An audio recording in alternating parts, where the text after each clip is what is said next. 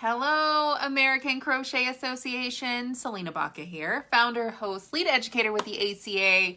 And I'm here because it's Tuesday and we've got a tip for you. If you're watching live, come on over, say hey, say hello, tell us where you're viewing from. As long as I'm here live, I will give you a shout out. The topic today is going over something that we've gone over quite a few times in the past. It's an oldie but a goodie, and it's so relevant right now because for most of America, our children are now out for summer. And because it's the beginning of summer, a lot of us parents really want to schedule things in for our kids to give them meaningful things to do, to help teach them things, and just to have a really awesome, fun, productive summer. And one of those things that parents really like to do, caregivers, parents, friends, family members, something they like to do, especially if they love crochet, is they want to pass it on to others. So I'm back at you guys again today with my best tips, my top 5 tips for teaching children how to crochet with success, okay? If you guys have any questions about this topic or about any of the tips that I'm going over today, just let me know and we can make this a fun conversation as long as I'm here live. Now, these tips are going to highlight ways that you can pass on your knowledge in ways that are going to inspire these young people. It's going to motivate these young people so that they will have a fantastic introduction to crochet and hopefully they will become lifelong learners. The reason these tips are so important is that when you know how to crochet, sometimes we think, well, I know how to crochet. I can teach anyone how to crochet because it's so easy for me. Well, teaching an adult is one thing. There's definitely ways you can be successful for that. But in my experience, teaching children is completely different. Children are just, for lack of a better phrase, they're just different animals. They're just entirely different kinds of people. And so the way you would teach an adult is not going to be as effective whenever you're teaching children. Now, before I get started with these 5 tips, I'm sure you guys have a lot of questions. And so I just kind of wanted to go over some of those, probably the questions at the top of your mind first. First and foremost, I know a lot of people say, or you're probably wondering, what age is the right age? Is it 5? Is it 7? Is it 8? What is the right age that my child will be ready to learn? I do want to say there is no magic age. Every single child is different. As a matter of fact, I've got a daughter and a son. I taught my daughter to crochet when she was 5. She picked it up. No big deal. I mean, it really was just, she's probably one of the easiest students I've ever had. My son is now 11. He just turned 11. And while he's always been interested, he just hasn't picked it up yet. And the reason he hasn't picked it up is because there's a few things that he's lacking. Let's go over those things. First and foremost, again, there is no magic age, right? But there is criteria that the child has to meet. So it doesn't matter if they're 5, it doesn't matter if they're 10, they have to fit this criteria, in my opinion, to be good candidates to learn. First and foremost, do they want to learn? You can't teach a child anything that they don't want to learn. And if they're not interested in crochet, it's really going to be very difficult. So if they're excited to learn, if they want to learn, if they're showing an interest in crochet, great. That's check number 1 off that box, right? Criteria number 2, again, there's 3 criteria. We haven't even gone into the tips yet. Criteria number 2, can they sit still for at least 30 minutes? Because if they can't sit still for at least 30 minutes, if they're fidgety, if they can't, if they just have to move, if they've got to wiggle their whole body, because let's face it, some children, like my son, they're kind of like a feral cat. And it's like giving a feral cat a bath. You can't do it and they're going to go everywhere and they just don't want to. So if they can sit still for 30 minutes, great. That's another box ticked, right? So criteria number 3, again, there's no magic age. Will they be able to practice what you teach? Because in crocheters, we know that to become an effective crocheter, it's all about muscle memory. It's all about being able to apply what you've learned and practicing what you've learned, right? So No matter what their age is, are they interested? Can they sit still? And are they going to practice? Now, this is the thing that I'm kind of struggling with my son. He loves the one-on-one time. He loves the one-on-one lesson. He loves what we're learning. He loves that we're doing it together. But if I'm not physically sitting there with him, doing it with him, he's like, well, this isn't fun. I have to do this myself. I don't want to do this myself. So he doesn't want to practice what I teach him. He wants me to literally sit there with him and do it with him still. So anyway, no magic age. They have to be interested. They have to sit still for 30 minutes. And they have to want to practice what you teach. Okay, so that's the criteria. I haven't gotten into my 5 tips yet, but before I do that, I do want to stop and give a shout out to everybody who's here live. It looks like Chris Lopez is joining us. Beverly Rose is here. Hello, Chris Lopez. Always so good to see you. Jama is here. Rosetta Williams is checking in from Kentucky. Hello, Angel. So good to see you. Lisa is here. Amanda Woodbury is watching. Linda Woodthorpe is watching. Loretta says happy Tuesday. Let's see who else is here. Laura, our very own Laura from the American Crochet Association is here watching. Diane Lee is here. Chris Lopez is definitely laughing about my comment about giving a cat a bath, but it's true. Some kids just don't want to sit still. They are not nice lap cat. My daughter was kind of like a nice lap cat. She was great. She'd sit there and she was always content. My son is just a feral cat. He just is. I love them both. They're both fantastic, but you know what I'm talking about. You do. All right. More shout outs. Rebecca G is here. Melody Sanchez is here. Jessica Millard. Hello, hello. And Janet is the last shout out I see there, or last one that said hey that I'm giving a shout out to. If you guys are watching live, come on over, say hey, say hello, tell me where you're viewing from.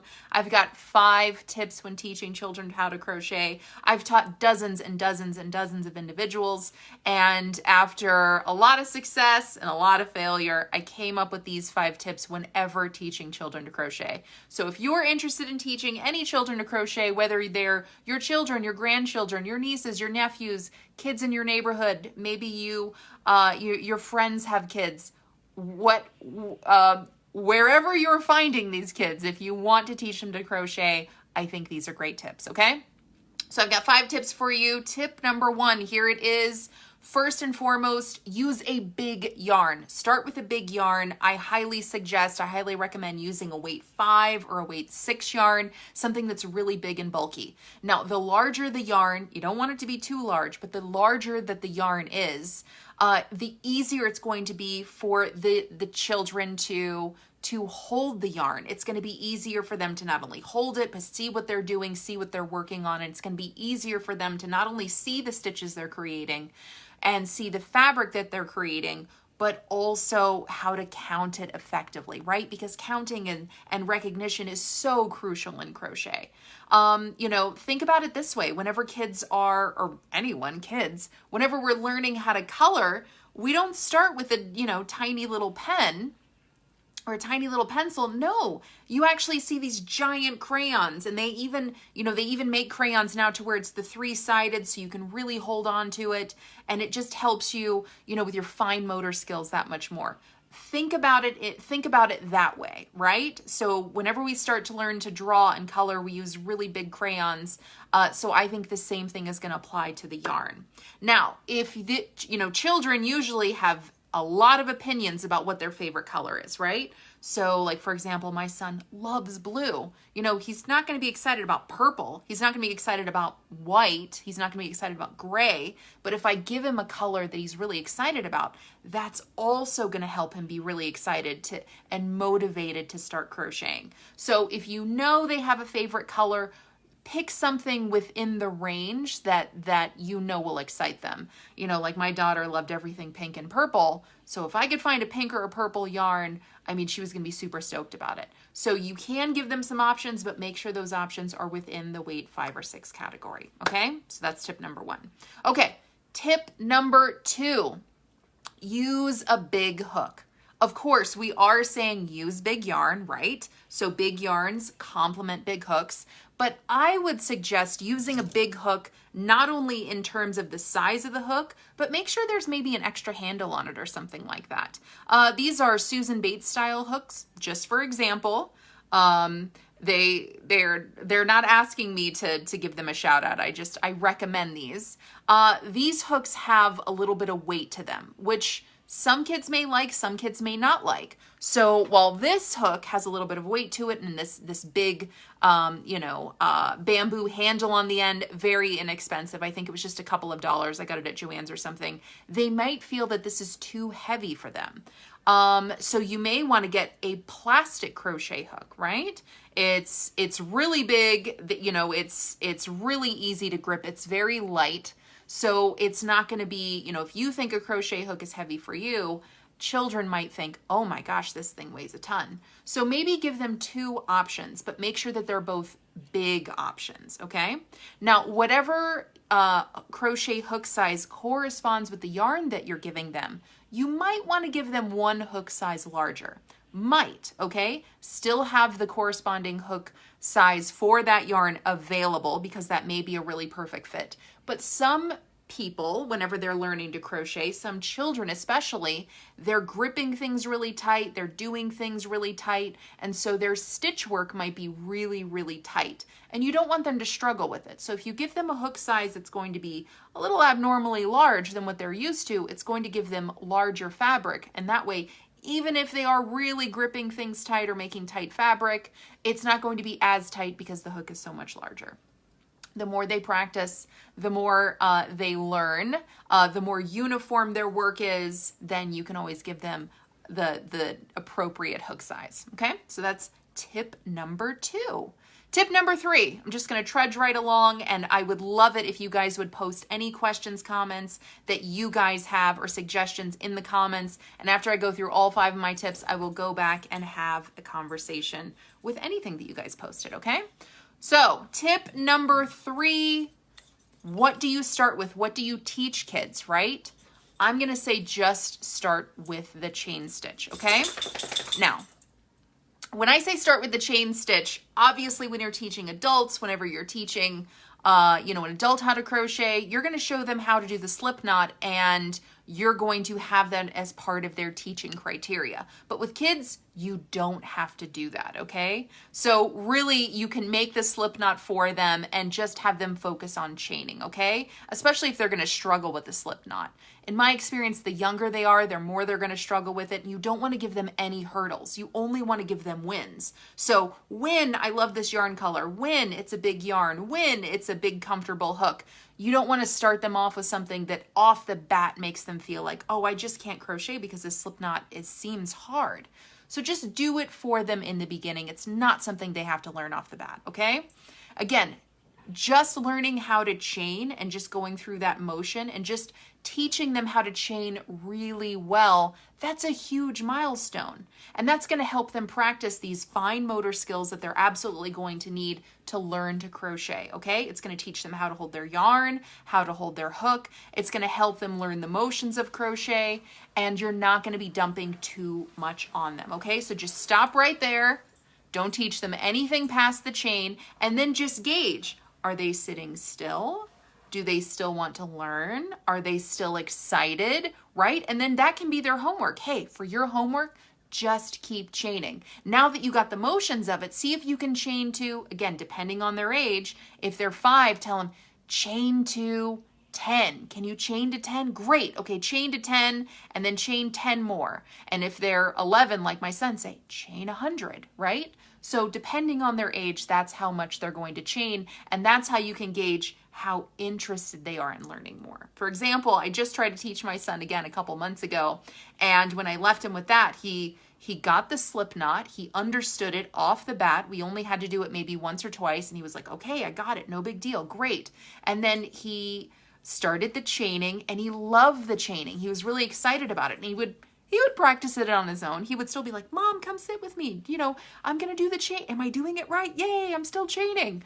So he was really excited about that. And that showed me that he was motivated for the next thing. Okay. Now, what is the next thing after chaining? Okay. They're ready to learn more. They're still excited. They still want to be there. They still want to do things. we're going to move on to number 4, okay? Tip number 4. I've got 5 tips for you guys, okay? Incorporate stitch markers, okay? Now, whenever they're just chaining, you're not going to be using stitch markers, right? Because they're just chaining, they're just learning. That's step number 1 kind of in the crochet realm, right? But whenever you're starting to actually teach them something else in crochet, and we're going to get to that in just a minute, but this is such a huge thing that I had to say something.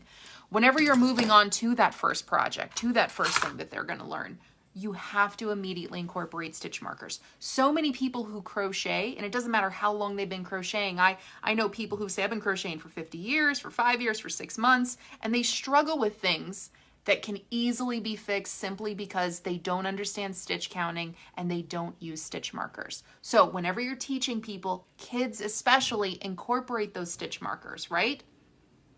You're going to incorporate that in because it not only helps you to identify stitches, but you can go, okay, we've chained 2, but these we're not going to count them at all. I'm going to show you what that means in a minute. So we're going to put this stitch marker on the loop on our hook. That might not mean anything right now, but whenever we're done with this row, that's when it's really going to make a difference. So you're incorporating that in, and that way they can really understand not only the stitches, but the fabric that they're making, right?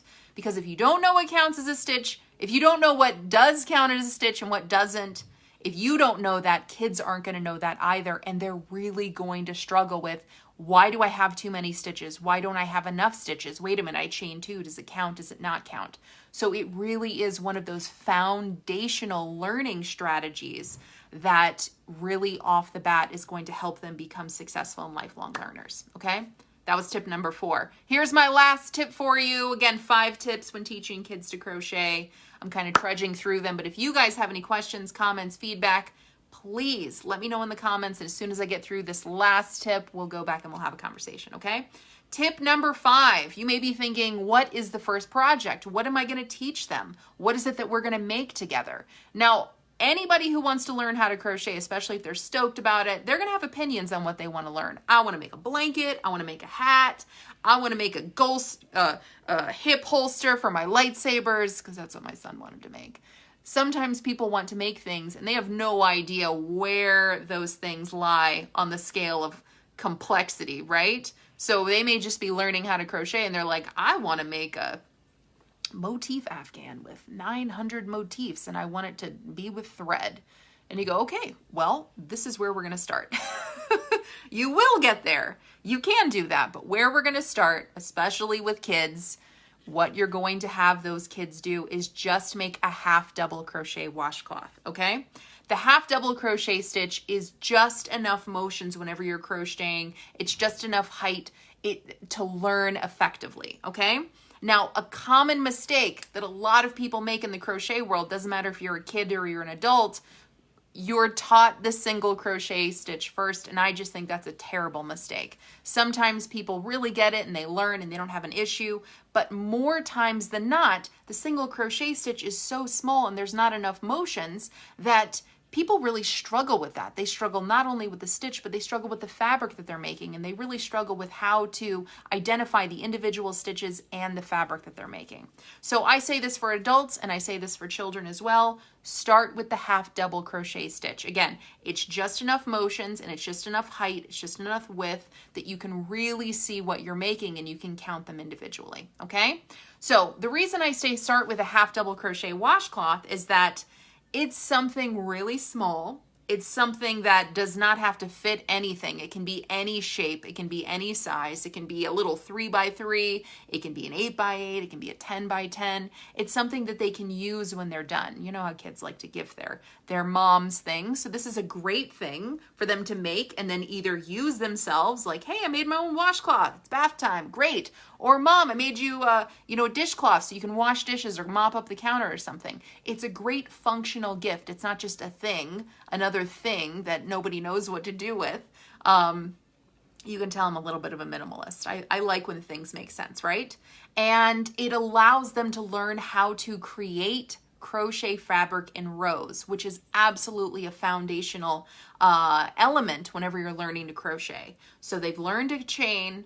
Now they're going to learn the half double crochet stitch. You've incorporated stitch markers, so they're going to work back and forth in rows, and that's going to teach them very, very simply, okay, now I know how to count to 10. So I can count to 10 with half double crochet stitches. I can go back and double check and look, and I'm using my stitch markers, so I know I have 10. I know what counts as a stitch and what doesn't count as a stitch.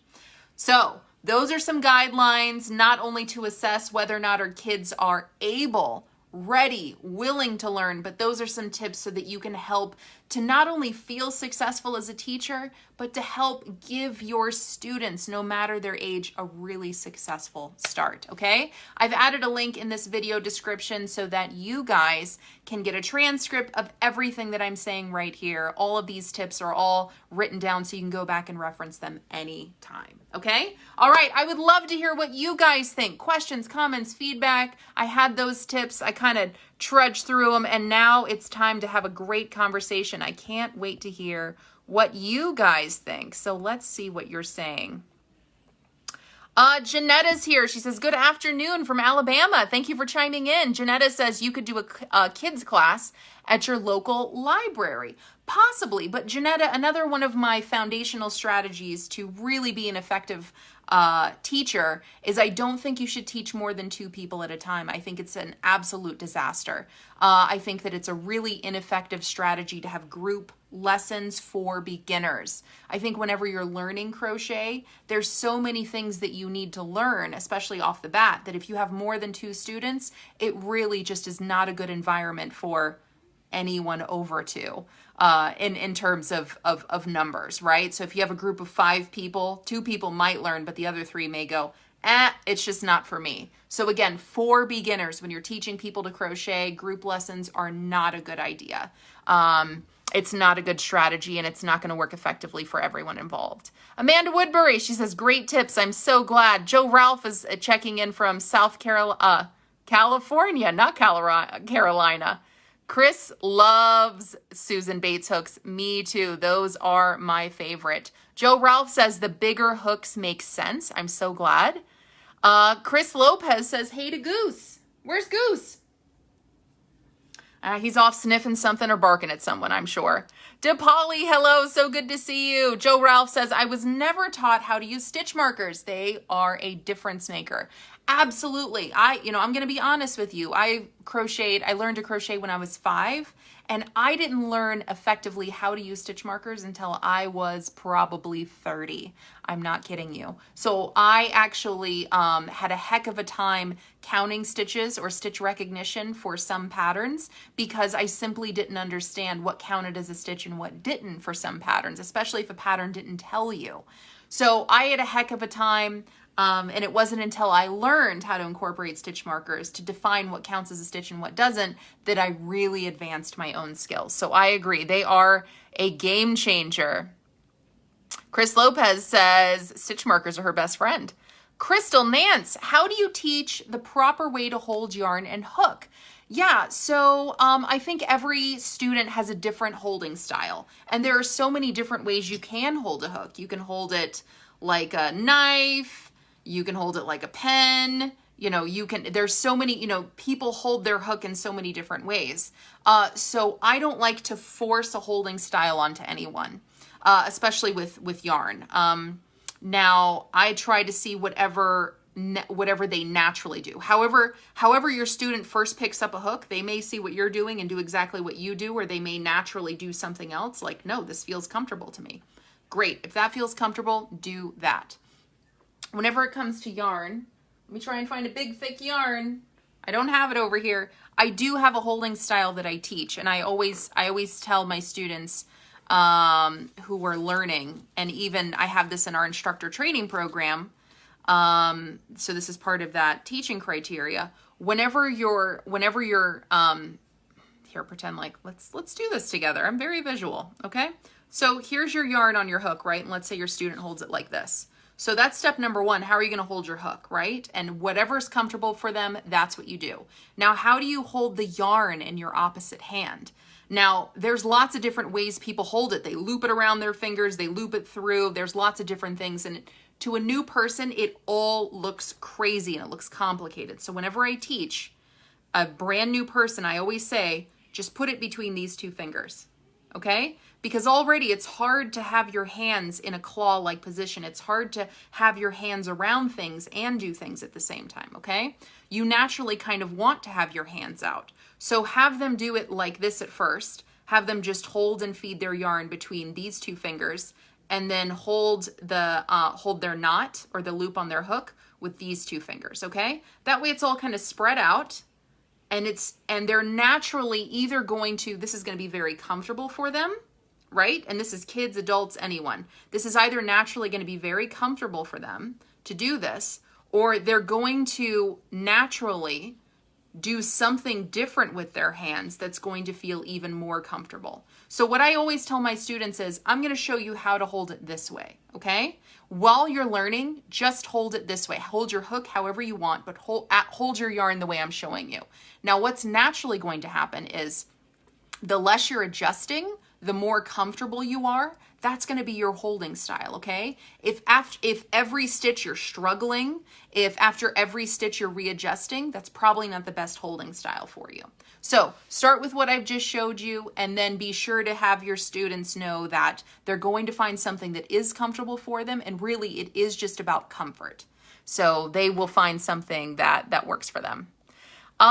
Angel, she says, the half double is my favorite. Mine too, especially for learners, okay? Or especially for those who are learning. Again, so many people, whenever they're teaching crochet, they teach crochet in a very specific order, and they think, well, you start with chain, and then it's single, and then it's, half double, and then it's double, and then it's triple. And I completely disagree with that, because again, whenever you're teaching people how to crochet, it doesn't matter if it's adults or children. If you start with the single, most people struggle with that, and they feel like it's them, and they feel like it's a hurdle, and they feel like they just can't do it. So if you start with the half double, that's going to help them feel a little bit more confident, because it's creating a bigger stitch, which is a bigger fabric, and that's really going to help to, again, build their confidence and make them feel like they're really progressing.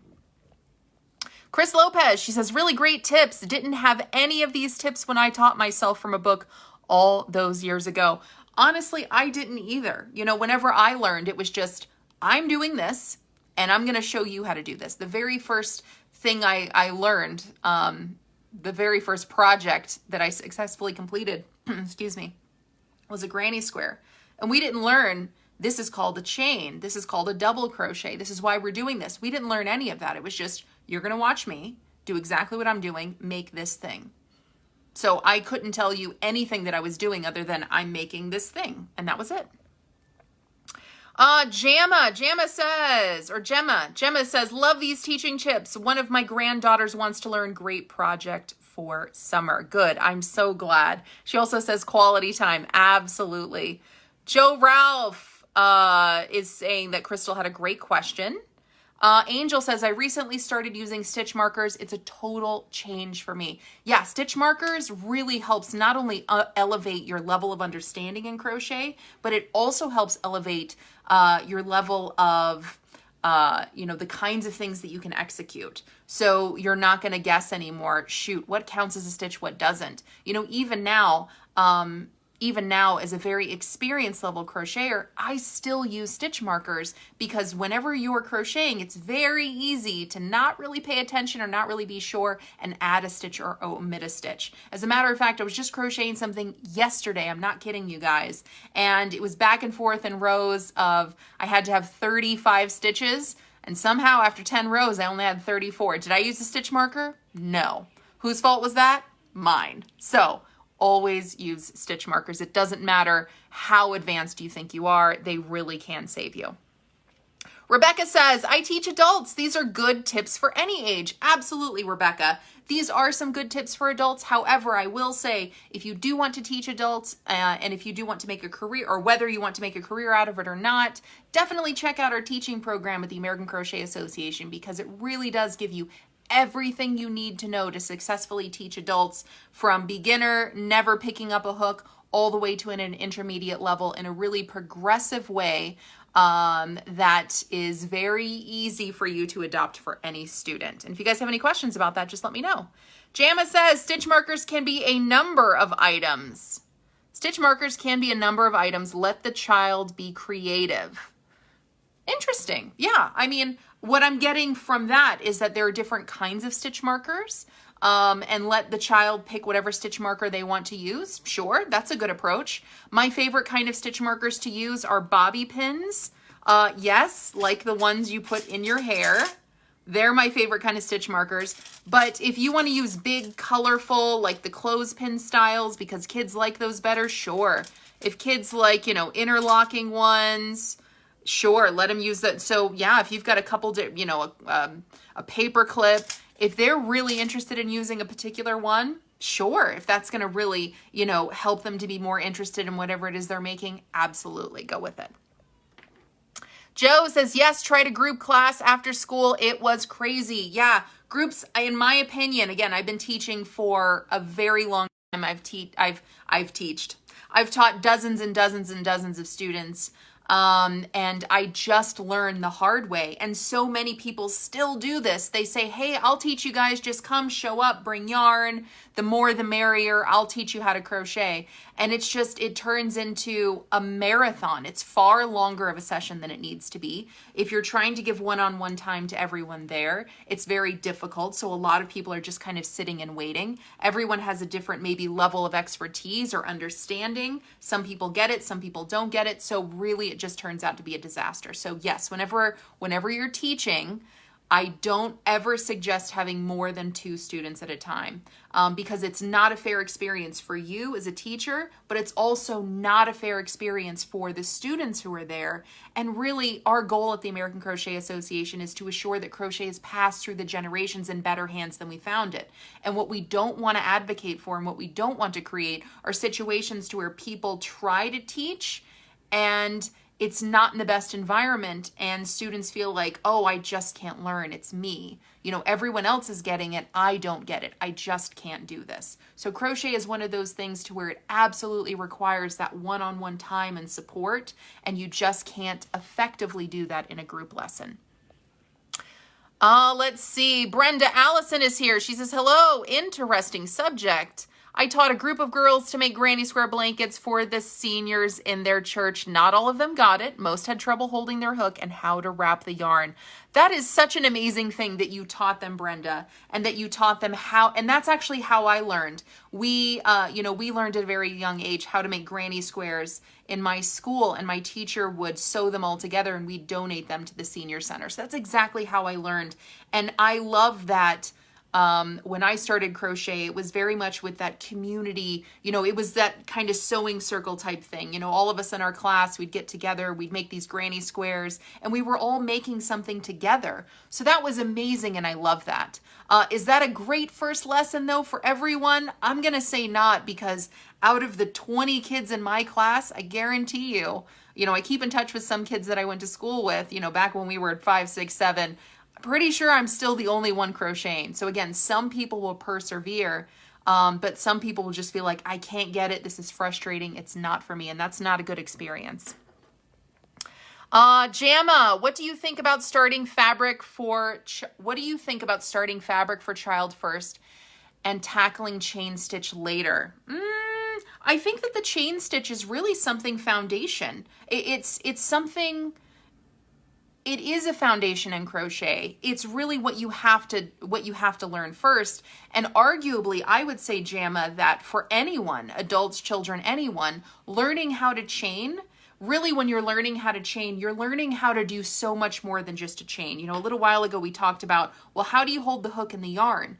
That's really the first lesson in crochet, because you've got to get comfortable holding the hook and holding the yarn. You don't want to, on top of that, say, okay, I know you're still learning how to hold your hook and how you hold your yarn, and your hook has to be facing down, and you're still trying to figure out, how to hold that to where you're not pulling your work and it's not too loose and it's not too tight and your tension. Teaching them just the chain, it's so simple and it's so easy that the more they do that, the more comfortable they're going to get holding their yarn, holding their hook, easing their tension, making their tension more uniform. So really it is the best first step for anyone learning how to crochet. Now, how long they stay on that step, that's entirely up to them and how much they practice. But really it should be the first step for anyone learning how to crochet, in my opinion. Brenda Allison, I don't feel there is a correct way to hold the hook. Absolutely. It's whomever is holding the hook, whatever's most comfortable for them, That's their bet. That's the best way they could hold the hook. I've even seen, you know, some people hold their hook like this, and I feel like I couldn't do that even if I wanted to. So of course I wouldn't teach that. But if someone picks up their hook and this is most comfortable for them as opposed to this, then that's what they should do. Absolutely.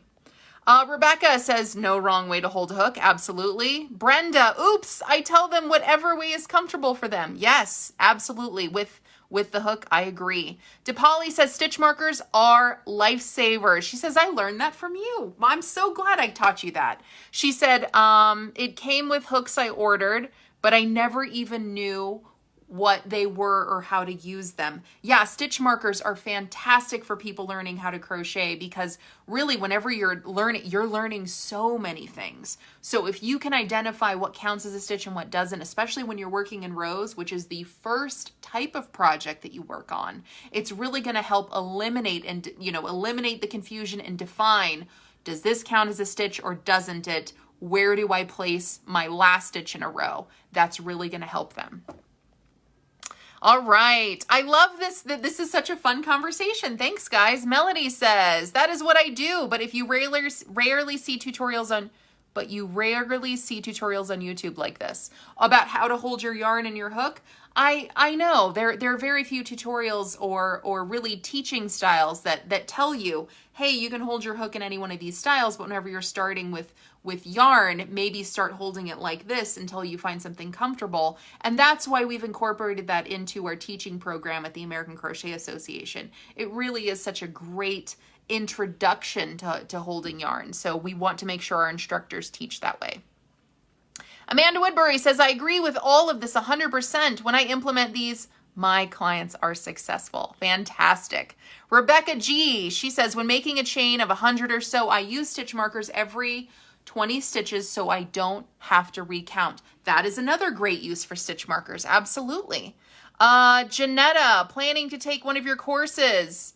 I want to learn to read patterns. Heard of you from Marley's podcast. Yes, Marley is one of my very good friends. Not only do we know each other in the yarn world, we are actually good friends. Like our families hang out together.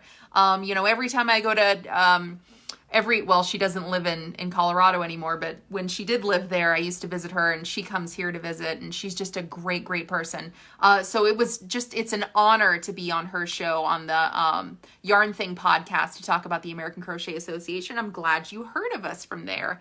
And I would love to see you in any of our programs, Janetta.